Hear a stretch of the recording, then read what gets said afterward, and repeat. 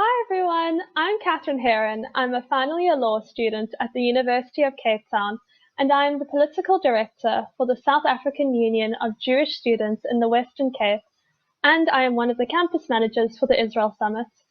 I am so honored to be speaking with Yael Eckstein, our next presenter today. Yael is the president and CEO of the International Fellowship of Jews and Christians and is a true personal hero of mine. Yael, thank you so much for being here. Thank you so much, Catherine. I'm so happy and blessed to be sitting here with you today from across the world with this amazing connection that we're able to build. So I think we should just get straight into the questions now. So, what was the motivation for starting the International Fellowship of Christians and Jews? Okay, well, it was around 37 years ago that my father, Rabbi Yael Eckstein of blessed memory, was a young rabbi in Chicago, and there was going to be a Nazi march through Skokie. And he was sent there in order to gather support against this Nazi march. And what he realized was that the Jewish community is so small relative to the population, even in a place like Chicago that has such a large Jewish community. And what he found was that it was actually the Christian community, churches, leaders who were coming to him and saying, we want to stand with the Jewish community against this Nazi march, against this march of hatred that really stands against all the Judeo-Christian values that America was founded on. And it was then that my father kind of looked into this to explore, what is this relationship? Why do Christians want to stand with the Jewish people? And after reading so much, obviously, in the history books of the relationship between Christians and Jews, was he and the Jewish community able to trust this Christian community in wanting to stand together? And it was after exploring this and realizing that the evangelical community was a whole new movement that really went back to their biblical roots and believed in the Jewish prophecies of Isaiah, of Jeremiah, that they read the Torah and took it literally and went back to Genesis 12:3 to say, I will bless those who bless Israel and curse those who curse Israel, that he realized that this was a new generation of Christians, and that if we cultivate this relationship properly, if we reach out our hand in return, obviously while still having our own red lines and very clear boundaries that the Jewish people should always have, if we are able to establish this relationship with 800 million evangelical Christians across the world, then we will have found a whole new area of strategic partners and friends that the Jewish people have never known in history. Wow, that is absolutely fantastic. Now, I just wanted to ask you, for those who have never heard about the International Fellowship and of Christians and Jews before, what's your elevator pitch for the work that you do? Okay, well, we are the largest philanthropic organization in Israel. When my father passed away, we were raising around $124 million a year. We just finished 2020 during a COVID year, in the first year without my father, that we, thank God, were able, our goal was to raise 124 million and help around 1.4 million people. And we were able to reach over $165 million globally and help over 2.1 million individuals during this horrible COVID year where so many people were suffering. We focus in 3 areas, which is Aliyah, bringing Jews from at-risk countries home to Israel and helping with their absorption, security, building bomb shelters, helping with security drones, everything to keep the people of Israel safe, and poverty, where we are the largest distributors of humanitarian aid in Israel in the form of basic needs, focusing specifically on helping elderly with food, helping orphans with clothing. So all of those basic humanitarian needs that the fellowship very strategically, holistically, according to very clear criteria, helps across Israel, not only to Jews, but also to Arabs, Bedouins, Druze, Muslims. The fellowship is the largest providers to those minority communities in Israel as well. So many people think that caring about the state of Israel and loving the state of Israel is only a Jewish issue. How and why would you challenge that assertion? Wow, what a great question. Well, I think the whole modern world is based on these Judeo-Christian values and monotheistic faiths that believe in the Torah, that believe in what the Jews look at as the Word of God, that Christians, Muslims, Jews all look at the Torah as not only an ancient document, but a real spiritual, authentic voice of God and prophecy.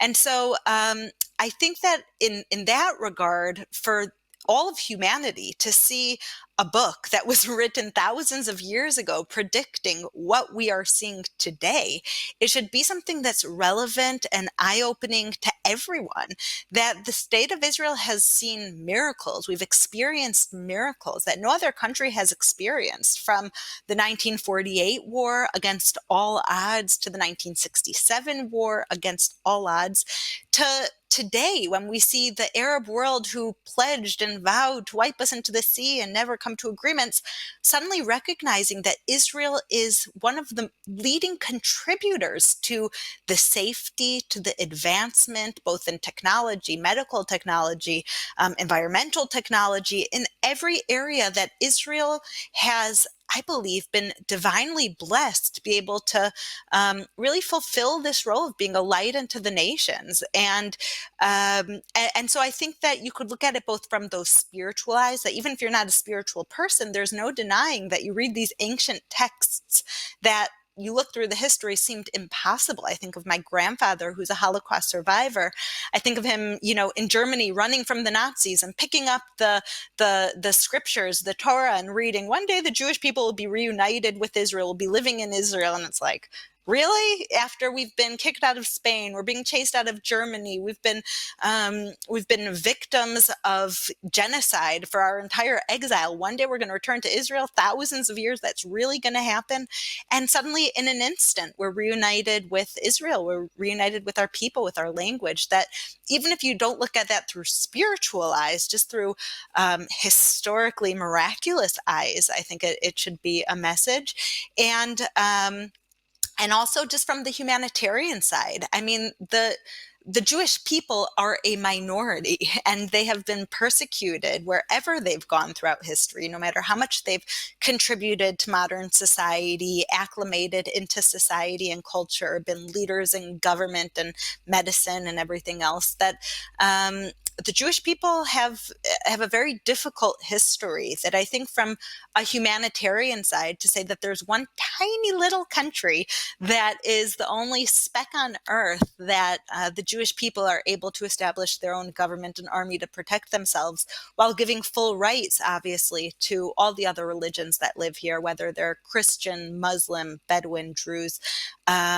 I think it's a real success, and should be a guiding light for any democracy or striving democracy in the world, especially in the Middle East. There are many organizations out there that encourage people to support the state of Israel and the land of Israel. Yet the fellowship has managed to translate the support into massive, tangible results. How can we apply this to our campuses? And what can we do as students and people from all around the world to garner support for the state of Israel? Great question. Great question. And I think that the success of the fellowship is really based on this grassroots model, that in the humanitarian philanthropy world, very often organizations are focused on getting the large gifts and working with the most generous philanthropists to try to get them to donate to your cause. And the brilliance of the brainchild of my father, of the fellowship, was really seeing that there's more strengths in numbers than there is in larger donations, or even necessarily influential people. That, I'll give you an example. The fellowship wasn't affected by the Madoff scandal, while so many Jewish nonprofits overnight closed down. Why? Because so many Jewish organizations rely on those major gifts to fund 80% of their budget, while the fellowship relies 80% of our budget on $65 gifts. It's the same thing during the COVID crisis, that we are cultivating, mobilizing the general public who believes in standing with Israel, yet always felt like their voice wasn't heard because they aren't the most influential philanthropists or influential politicians or most successful lawyers, or we are able, and our goal is to mobilize and engage the general public, the simple individual, to tell them your voice counts. We want to hear your voice. And through the fellowship, we are that cumulative voice of over 550,000 of these simple, modest, yet passionate individuals for Israel. And so what I say to your question of how you could apply this to college campuses, and it's something that the fellowship is actually very focused now on engaging Christians on Christian seminaries across America. There are over 600 Christian colleges and seminaries across America, and we're working on creating an Israel curriculum, Israel student groups, and it's based on the same model that you produce content that's relevant to everyone, that speaks to everyone, that's very focused, that's very inspiring. I think that the core message is so many people, as far as in my humble opinion, is that so many people try to defend Israel, whether defending Israel's democracy or defending Israel's policies or defending Israel responding in war.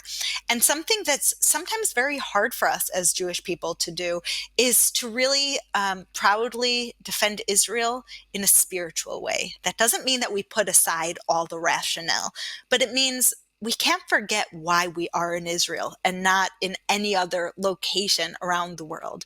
We are in Israel because this is our spiritual homeland, because we have thousands of years of history here, because the soil of Israel is filled with artifacts from our people who lived here for over 1,000 years, that without that spiritual narrative that sometimes could feel, I don't know, irrational or extremist or uncomfortable, until we own that narrative that yes, we are a democracy. Yes, we have a very caring, kind army that tries to do everything according to human rights. Yes, when we respond and defend ourselves against attacks, we do it in the most humane way possible, setting standards that many armies in the West argue they can't even keep up with. But that's not why we're here. We are here because this is our spiritual homeland, because these are where our roots are, and this is land that was promised to us thousands of years ago, and is the only country in the world that has a Jewish government and a Jewish army whose only objective is to keep the Jewish people safe. And there is no other country like that in the world, that until we feel comfortable proudly proclaiming our spiritual heritage and connection to this land, any other message we give of why we're in Israel is going to fall short. Thank you so much, Yael. Honestly, speaking to you has been so inspiring, and we're looking forward to seeing what else the fellowship does in the future, because I think there's a lot of good work that is going to come our way from you guys. So thank you so much for being here with us and for speaking to us at the Israel Summit, and it has been such an honor. Thank you. Thank you so much, Catherine.